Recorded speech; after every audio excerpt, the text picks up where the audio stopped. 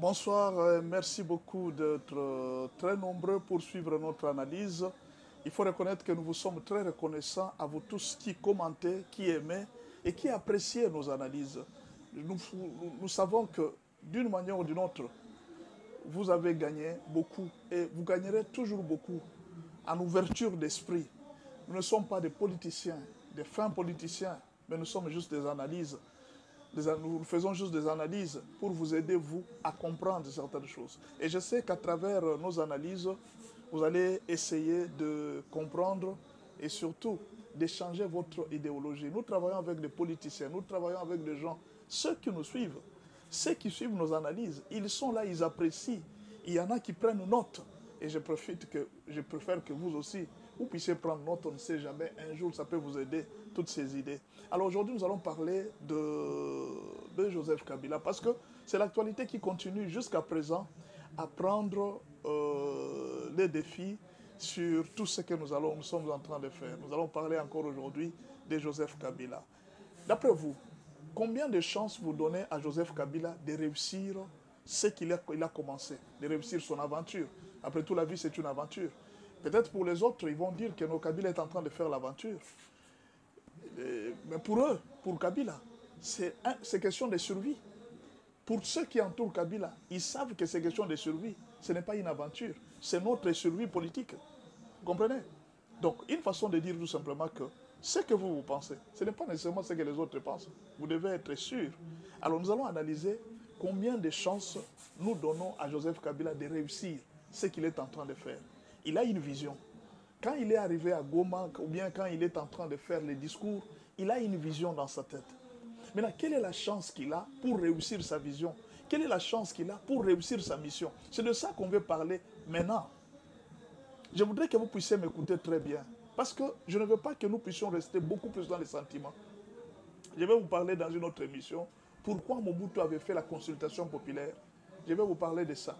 À cause des sentiments des politiciens.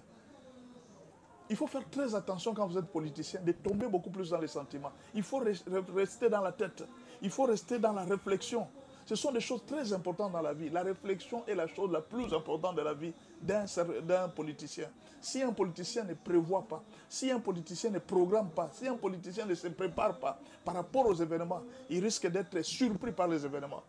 Voilà pourquoi nous vous donnons des idées pour aider ceux qui sont autour des chefs d'avoir des stratégies pour orienter leurs activités politiques afin de faire tomber l'ennemi ou de les faire réussir.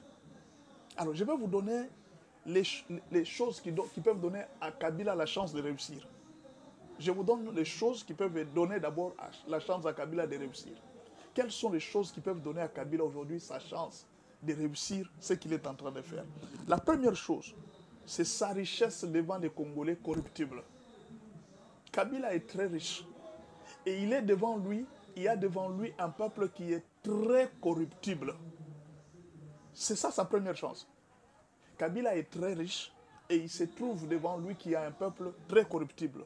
Les politiciens sont corruptibles, les fonctionnaires de l'État sont corruptibles, l'armée est corruptible, tous les politiciens pratiquement sont corruptibles. Trouver un politicien au Congo qui n'est pas corruptible, c'est très difficile. Je vous dis la vérité, c'est très difficile. Presque tous les politiciens congolais sont corruptibles.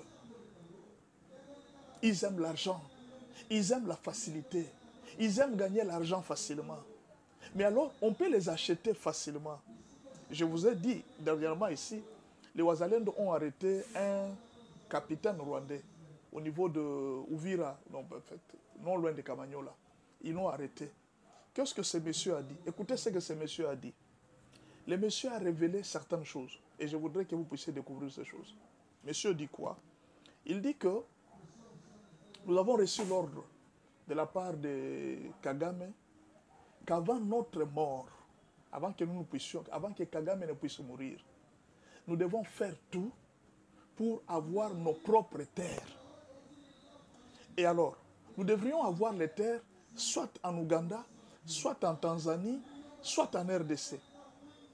En Ouganda et en Tanzanie, c'est très difficile. Pourquoi? Parce que là-bas, les policiers et les chefs coutumiers ne sont pas corruptibles. Mais l'endroit où c'est très difficile, c'est très facile, c'est la RDC. D'abord, les terres sont fertiles, et puis les terres ont des minéraux, et puis les chefs coutumiers, la population est très corruptible. Il suffit seulement qu'on donne l'argent à un chef coutumier, il peut vous vendre des vastes étendues de terres. Vous comprenez la mentalité qu'ils ont? Ils savent que ce peuple est corruptible. C'est la première chance de Joseph Kabila pour tenir dans ce qu'il est en train de faire. L'argent. Un homme riche devant un peuple corruptible, il est fort. Il peut malmener tout le monde. Il peut manipuler tout le monde. Même le plus grand, ils peuvent s'agenouiller devant lui parce qu'ils aiment l'argent. Si vous comprenez? C'est très difficile pour les politiciens congolais. Alors, un Congolais, devant l'argent, avec un peu d'argent, un Congolais est capable de vendre sa dignité. Avec un peu d'argent, un Congolais est capable de vendre sa patrie. Avec un peu d'argent, un Congolais est capable de vendre ses frères et ses sœurs. Avec un peu d'argent, un Congolais est capable de vendre les terres de sa patrie. Avec un peu d'argent, un Congolais est capable de vendre même les documents parcellaires de sa famille, de leur héritage. Alors, si Joseph met un peu d'argent, ou bien beaucoup d'argent, dans ce qu'il est en train de faire, il peut gagner beaucoup de Congolais. Ça, je vous assure. Il peut faire tomber beaucoup de Congolais. S'il met vraiment un peu d'argent dans ce qu'il est en train de faire, il peut avoir beaucoup de Congolais. Parce que les Congolais sont capables de tout. Ils peuvent vendre leur dignité. Alors, les chefs coutumiers ou les politiciens proches de Félix, eux aussi sont dedans. Il y a dans l'administration ici de gens qui peuvent facilement trahir. Ce qui fait que la richesse que Kabila a, c'est sa première chance pour réussir son coup. Ça, il faut faire attention. Et je demande aux politiciens qui sont à Kinshasa de tirer attention à ça, de ne pas négliger. Kabila est très riche, il peut corrompre. Soyez sûrs des gens que vous êtes en train de mettre dans les administrations.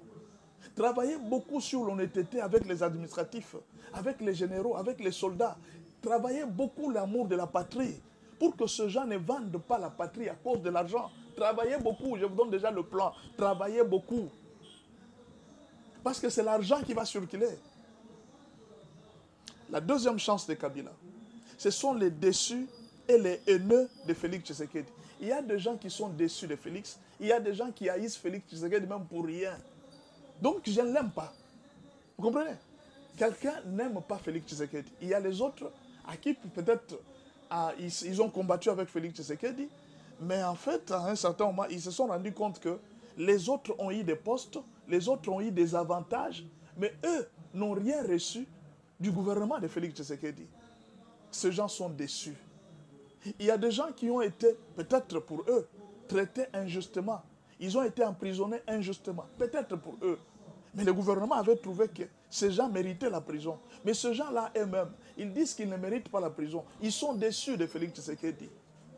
Et ces gens peuvent facilement se rallier à Joseph Kabila.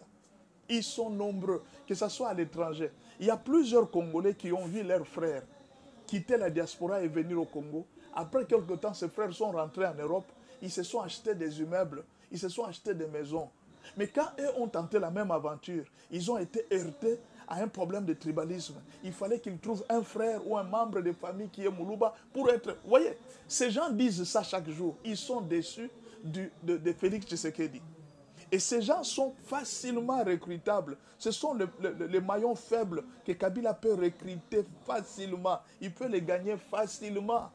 Parce qu'ils sont déçus. Il y en a d'autres qui n'aiment pas Félix Tshisekedi à cause de la tribu, à cause de la région. Je ne partage pas avec lui la même région. Tous ces gens-là, Kabila peut les gagner.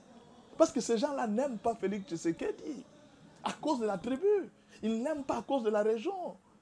Il y a même des gens qui ont des rancunes personnelles qu'on ne connaît pas avec Félix Tshisekedi. Ces gens peuvent s'allier à Joseph Kabila tout simplement parce qu'ils veulent se venger de Félix Tshisekedi. Tout simplement parce qu'ils ne veulent pas voir la tête de Félix Tshisekedi au niveau de la RDC, à la tête de la RDC. Vous comprenez? Ce sont des problèmes comme ça qui peuvent donner la chance à Joseph Kabila de réussir son aventure.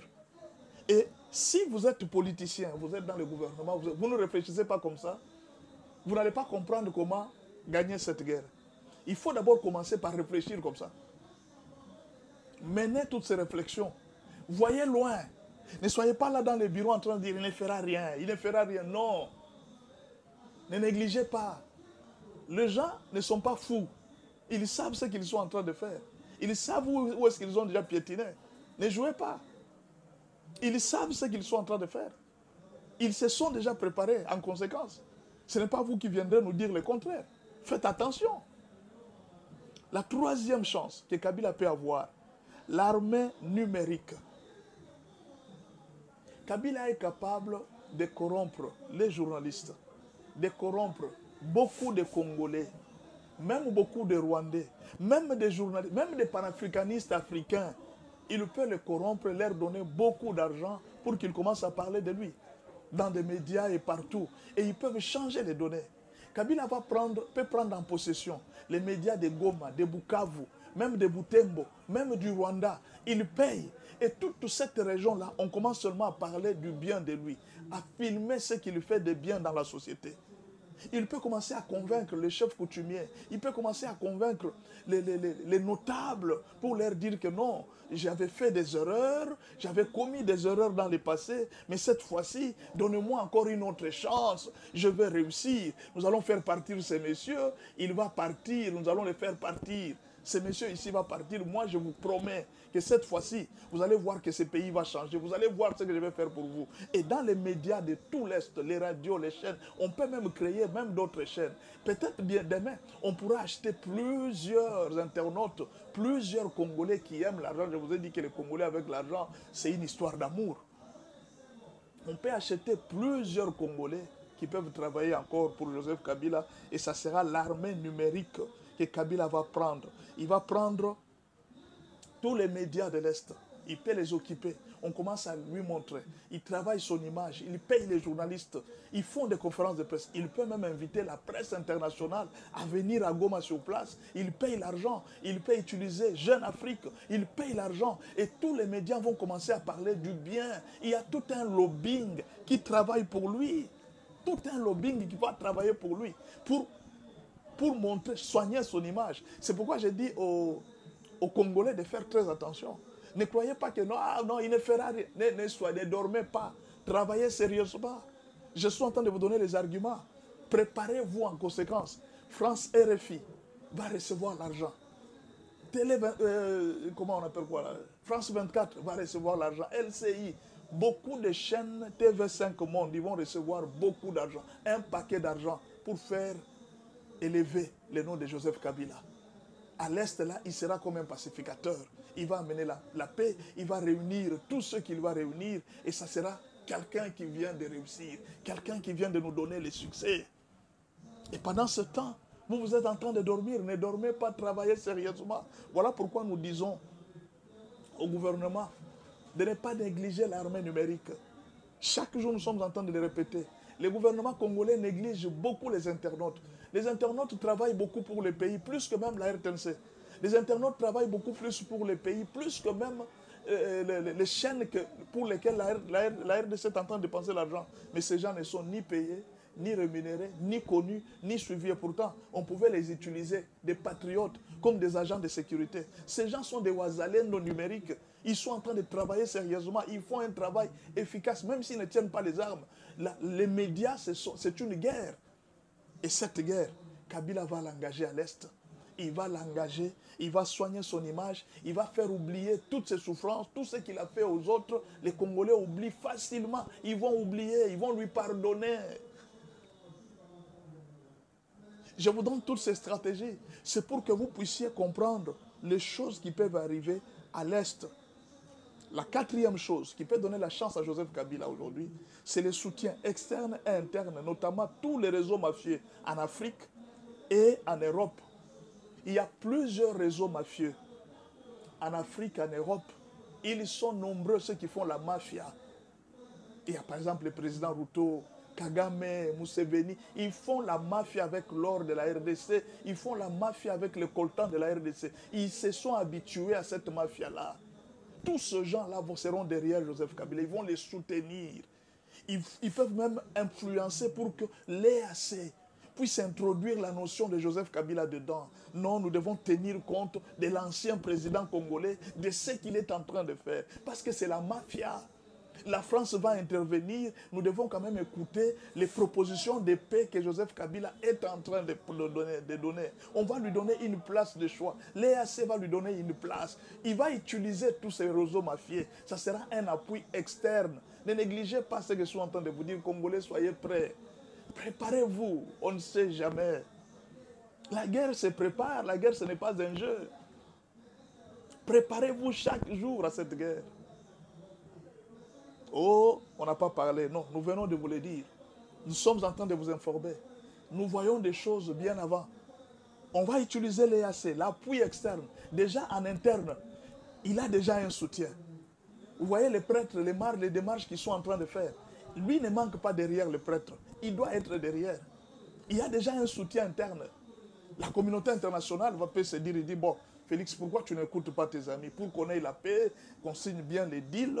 Mais alors, pourquoi tu ne peux pas écouter Kabila, que Kabila soit aussi dedans? Et tout ça, on va chercher à diminuer la force de Félix Tshisekedi. Au fait, c'est le plan. Je suis en train de vous donner le plan. C'est juste une analyse. Je ne dis pas que ça va se passer comme ça, non. Nous ouvrons juste l'intelligence des uns et des autres pour que vous puissiez comprendre qu'est-ce que je peux faire finalement, d'après ce qu'on dit, qu'est-ce que moi je peux faire. Qu'est-ce que les politiciens congolais peuvent faire? Voilà les idées que nous sommes en train de vous donner. Alors, Kabila recevra un soutien en interne, notamment avec les églises, et puis il obtiendra un soutien à l'externe. Certains pays de la SADC, certains pays de l'EAC, ils vont les soutenir. Certains occidentaux vont les soutenir parce que ce sont des réseaux mafieux. Alors, quand vous voyez Kabila à l'Est, là, ne jouez pas à vous dire qu'il ne fera rien, il ne fera rien. Non, ne jouez pas. Réfléchissez 2 fois. Je suis en train de vous dire de réfléchir 2 fois. Ne tombons pas dans les sentiments. Un homme politique, je vous dis, c'est la tête et non le cœur. Un homme politique ne veut pas utiliser son cœur pour diriger un pays. C'est la tête, la sagesse, l'intelligence. La Bible dit que c'est avec la sagesse que le roi règne. Le roi règne avec la sagesse. Le roi règne avec l'intelligence.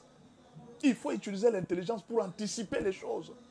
Donc, pourquoi je vous dis ça? Notamment, il faut casser déjà tous les systèmes. Vous voyez, par exemple, comme le président Félix a pris la décision de dire que non, voilà, si c'est lui qui va soutenir Joseph Kabila là, parmi les pays de l'extérieur, nous allons couper. Nous allons couper votre aviation, vous n'allez plus traverser la RDC. Comme Kagame vient de subir avec Rwanda. Si la RDC prend une décision pour dire que non, tout pays qui va soutenir les rebelles Joseph Kabila, nous allons couper des relations diplomatiques avec ces pays. Déjà, il faut anticiper. Quand les autres vont voir ça, que la RDC va couper toutes les relations diplomatiques avec tout pays qui va soutenir Joseph Kabila, si déjà la RDC lance cela, les pays vont réfléchir 2 fois avant de soutenir Joseph Kabila. Il faut anticiper les choses. Parce que demain, ça risque de changer. Il faut anticiper les choses, il faut voir loin.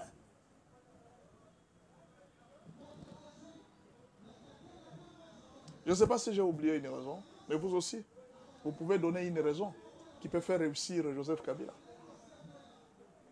Et la dernière raison que je peux vous donner, il connaît les rouages de la RDC. Il connaît les rouages de la RDC, il connaît les faiblesses et les forces du pouvoir qui est là. Il connaît. C'est quelqu'un qui a été là.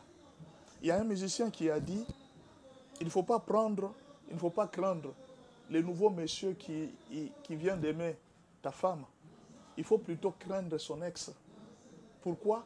L'ex connaît les faiblesses de la femme. L'ex connaît les faiblesses de ta femme. L'ex-président connaît les faiblesses du pays. Il ne faut pas négliger ça. Il connaît les secrets que peut-être... Il a fait 18 ans au pays. Il connaît les secrets que peut-être Félix ne connaît pas encore sur la RDC. Faites attention, cher gouvernement. Réfléchissez 2 fois sur ce qui se passe à l'Est. Ne dormez pas. N'attendez pas. Commencez déjà à peaufiner des plans et des stratégies. Allons-y avec la deuxième analyse. Quelles sont les chances que Kabila a pour échouer? Je vais vous donner maintenant les chances que Joseph Kabila a pour échouer. Les chances que Joseph Kabila a pour échouer, La première chose, la première malchance que Joseph Kabila a, c'est la résolution de l'ONU sur le Rwanda. C'est une épée qui pèse sur le Rwanda. La résolution de l'ONU, que l'ONU vient de voter sur le Rwanda, c'est une épée qui pèse. Alors, même si on fait semblant aujourd'hui de dire que non, au Rwanda, les choses vont bien, Kagame avance, ne vous en faites pas, qu'on ne vous trompe pas.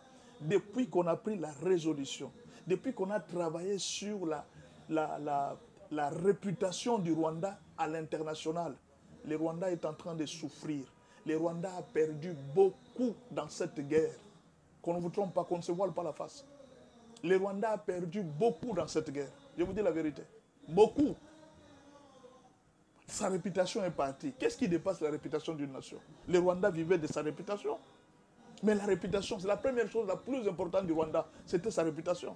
Aujourd'hui, avec Rwanda, vous voyez comment est-ce que la réputation du Rwanda est en train de... Je viens d'apprendre il n'y a pas longtemps que même Maputo, qui payait les soldats rwandais, Maputo aujourd'hui a décliné la santé. Il n'arrive plus à payer les soldats rwandais. Au Mozambique où Kagame avait envoyé ses soldats. Vous voyez un peu? Le Rwanda a beaucoup perdu en termes de personnalité. Demain, il est possible que l'ONU puisse retirer la possibilité de Rwandais d'être des forces de maintien de la paix. Le Rwanda a beaucoup perdu. Est-ce qu'aujourd'hui, le Rwanda est-il capable de soutenir officiellement? Ils peuvent le faire en secret, mais de soutenir officiellement, de paraître avec Kabila comme ça. Est-ce que le Rwanda est capable? On sait que Kabila entre par le Rwanda, c'est vrai. Mais il peut entrer aussi par un autre pays.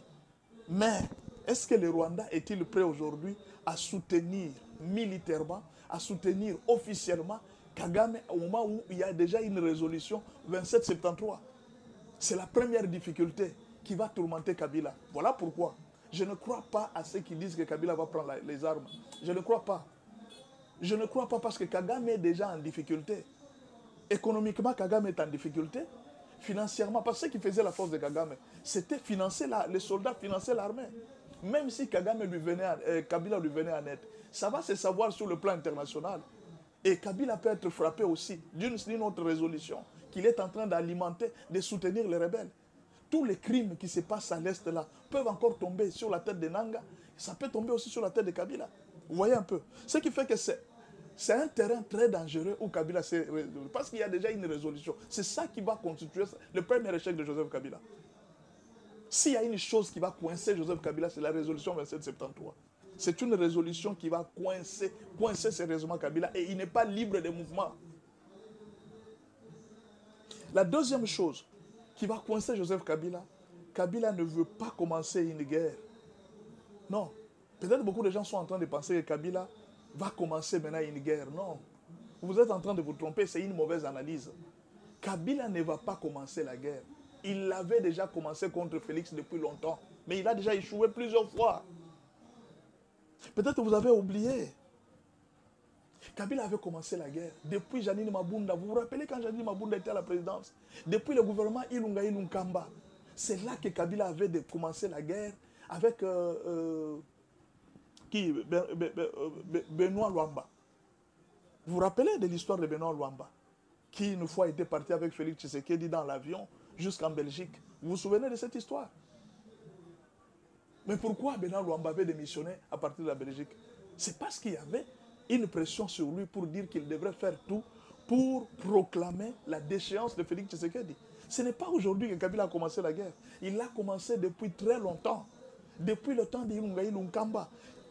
Joseph Kabila avait déjà commencé la guerre. Il a déjà mené la guerre.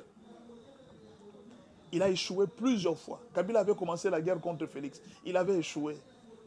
Il avait encore tenté avec la M23. Au début, là, on commence d'abord avec la M23. Ça n'a pas réussi. La M23, l'objectif, c'était de faire fléchir Félix, qu'il négocie. Quand Kabila a vu que Félix voulait changer la constitution, il a soulevé encore l'AFC de Nanga pour combattre en fait que Félix ne change pas la constitution. Malgré ça, les efforts qu'ils ont faits, ils ont mis beaucoup d'argent pour arriver jusqu'à Kinshasa et faire partir Félix. Ça n'a pas réussi. Il avait déjà mené la guerre économique pour faire chuter les dollars, pour que la population haïsse Félix Tshisekedi, bloqué même dans des pays étrangers pour que les Saint-Charles, les Thompson n'arrivent pas à Kinshasa. Peut-être vous ne le savez pas, il avait déjà fait la guerre économique contre Félix Tshisekedi, afin que la population puisse voir la montée des dollars et tout ça, que la population puisse les haïr.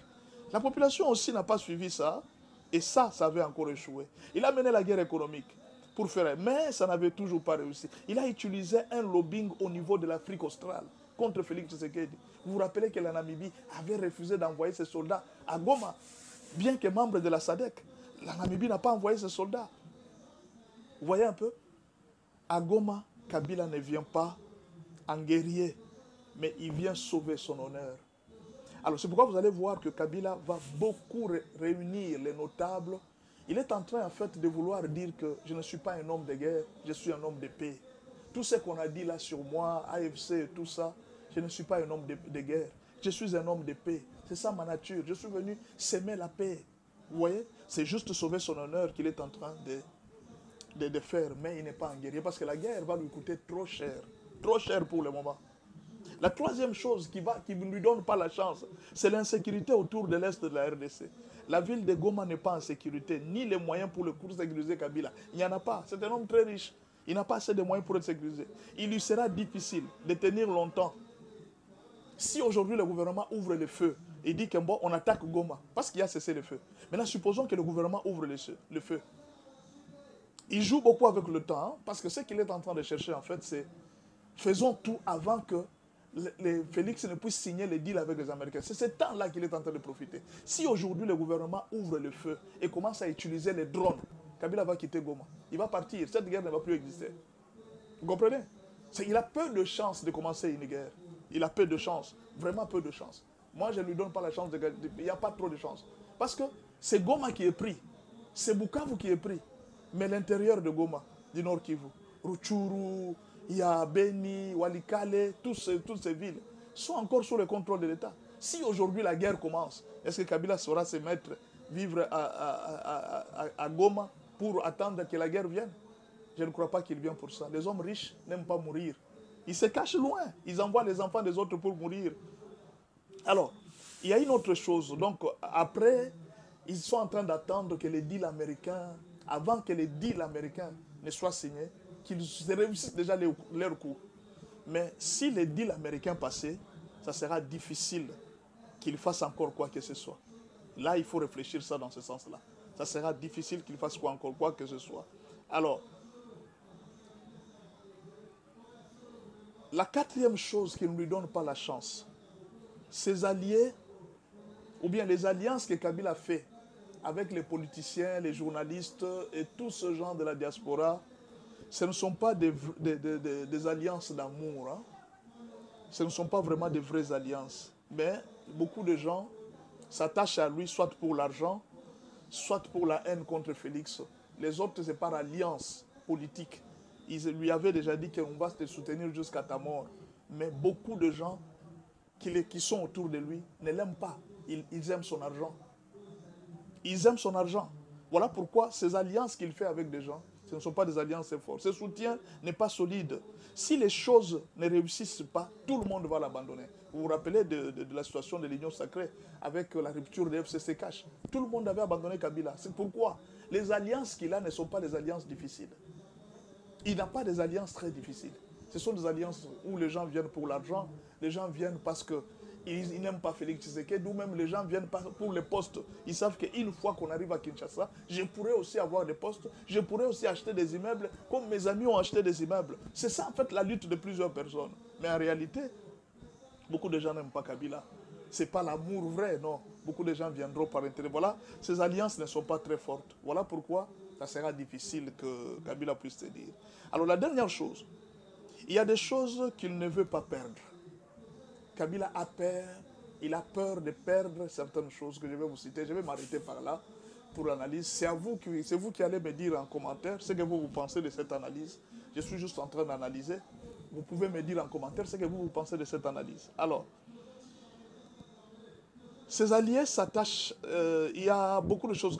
Premièrement, Kabila ne veut pas perdre sa sécurité et sa possibilité de se déplacer librement. Ça, en tout cas, non. Parce que si le gouvernement les coince, on a ôté ses immunités. On va lancer un mandat d'arrêt international. Kabila ne veut pas perdre cette facilité de se mouvoir facilement dans n'importe quel pays. Or, s'il y a un mandat d'arrêt international, il sera limité. On peut l'arrêter n'importe où. Vous comprenez? Et ça, Kabila ne veut pas perdre. Deuxième chose, Kabila ne va pas accepter de perdre sa richesse. Il ne va pas perdre. Il pourra être poursuivi partout. Si le gouvernement lance un mandat d'arrêt international, on peut le poursuivre partout. Il sera obligé, pour vivre en sécurité, il doit dépenser beaucoup d'argent pour qu'il soit protégé. Alors là, il ne peut pas accepter une telle condition. Voilà pourquoi il sera obligé tôt ou tard, s'il ne réussit pas les coups qu'il est en train de faire maintenant, de négocier avec Félix, ou alors d'accepter la prison. Kabila ne veut pas perdre son honneur. Il est ancien président. Il veut sauver le peu d'honneur qui lui reste. Voilà pourquoi. À Goma, il va réunir les chefs coutumiers, les notables de Goma. Il va vraiment marcher dans toutes ces contrées-là. À Bukavu, il va arriver. Il sera reçu vraiment comme un chef de l'État. Et tout ça, il va faire des consultations avec les gens de la MONUSCO, avec tous ces gens. Il va faire des consultations. Au fait, il est en train de vouloir sauver son honneur. Ne fût-ce que sauver son honneur. Alors, il y a une autre chose que Kabila ne voudra pas perdre, c'est la sécurité de sa famille biologique et de sa famille politique. En tout cas, il ne voudra pas faire. Une fois qu'il est arrêté, sa famille pourra être en insécurité, sa famille politique aussi pourra être en insécurité. Et ça, c'est un problème très sérieux pour toi. Voilà pourquoi l'aventure qu'il fait, je ne lui donne pas trop de chance de dire qu'il va faire la guerre. Je ne crois pas. Je crois juste que Kabila est venu à Goma pour chercher un moyen d'entrer soit dans les deals avec Félix Tshisekedi ou alors de sauver un peu son honneur, de voir comment est-ce qu'il peut protéger ses biens et tout ce qu'il a. C'est peut-être ce qu'il est en train de combattre, mais combattre pour le peuple congolais, je ne crois pas. Combattre pour que les choses avancent bien, je ne crois pas. Il veut juste soit sauver son honneur, soit récupérer certains avantages qu'il avait. Pour le moment, c'est trop difficile. On verra bien dans une autre analyse où je vous parlerai des consultations populaires de Mobutu. Pourquoi Mobutu avait fait des consultations populaires. Et vous allez voir combien les hommes politiques commettent des erreurs à cause des flatteurs. Alors, merci beaucoup et continuez à nous suivre. Continuez à suivre nos analyses. Que mon Dieu puisse vous bénir. Je suis le pasteur Benjamin Aoka. Je suis pasteur au ministère chrétien École des champions. Je suis en même temps analyste. Je fais juste des analyses, pas seulement en politique, sur toute chose. Que le Seigneur vous bénisse et à la prochaine.